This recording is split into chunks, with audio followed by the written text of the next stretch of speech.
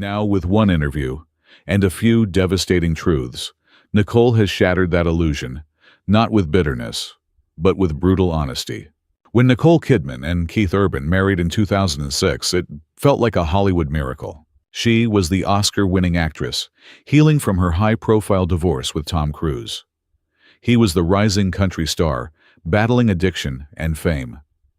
Together, they crafted a narrative of redemption, two wounded hearts, choosing each other again and again. Over the years, they appeared unshakable. Red carpet kisses, joint appearances at awards, shows Keith's heartfelt tributes in concert. Nicole often spoke of their marriage as her safe place, while Keith credited her with saving his life.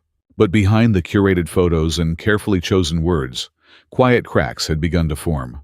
In recent months, fans noticed fewer joint appearances, no anniversary posts, and a distant energy that was hard to ignore. By the time the divorce papers landed, insiders hinted at months of silence, separate residences, and Keith's grueling tour schedule keeping them apart. The fairy tale was unraveling not with scandal, but with silence. And now, Nicole's reflective words suggest that the end wasn't sudden. It was slow, painful, and perhaps inevitable. The world didn't expect Nicole Kidman to go on a talk show and spill every detail about her divorce that's never been her style. But what shocked fans and the media alike was how much pain she revealed without ever naming names. Within hours of the Harper's Bazaar interview going live, social media lit up. Comments flooded in with messages like, "This isn't just about aging. She's saying goodbye without saying it. That line about being broken. That's not about time. That's about him." This is the most emotionally intelligent breakup response I've ever read. On Reddit, and TikTok users dissected each quote like it was a coded message. Some pointed out the timing less than 2 weeks after the divorce filing as deliberate. Others noticed how Nicole shifted from general reflections on growth to graphic emotional language about being broken in pain and feeling like it would never end. Even traditional media couldn't resist. People magazine ran with the headline, "Nicole Kidman talks about pain and resilience after split from Keith Urban." Variety framed it as the quietest, classiest mic drop in celebrity divorce history. Meanwhile, fans of Keith Urban were left stunned. He has yet to release a statement and has continued his tour without directly acknowledging the divorce. Some supporters questioned whether Nicole's words were passive-aggressive, while others praised her for speaking from a place of dignity rather than revenge. The biggest reaction, however, was empathy. Nicole's vulnerability, her willingness to say you're going to feel broken, resonated with anyone who has ever had to let go of someone they still love. It wasn't just a celebrity story anymore. It became a moment of universal recognition.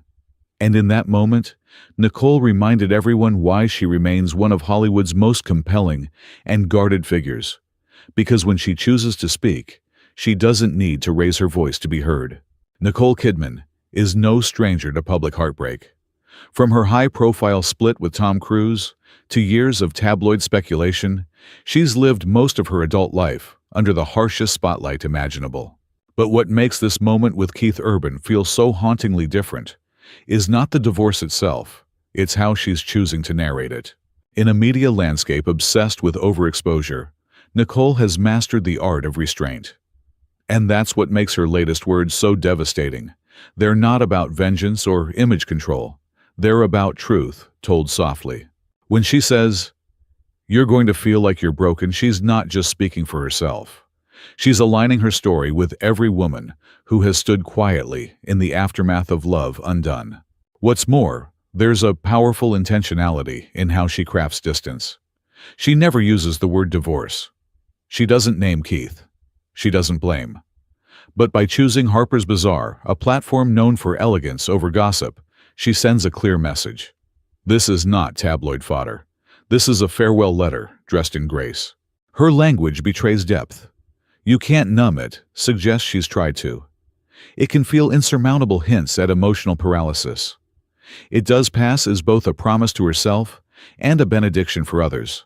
In an era where celebrity breakups often turn into brand wars, publicist versus publicist Instagram, unfollows and notes, app apologies, Nicole's approach stands out as poetry and restraint. And perhaps that's the point. She's not here to reclaim control of a narrative. She's not here to win the breakup. She's here to process grief in real time and let the world witness not the spectacle, but the silence. By doing so, she doesn't just preserve her dignity. She elevates the entire conversation around heartbreak, womanhood, and emotional survival. Because in the end, sometimes the strongest thing you can say is simply, "I feel broken, but I will survive."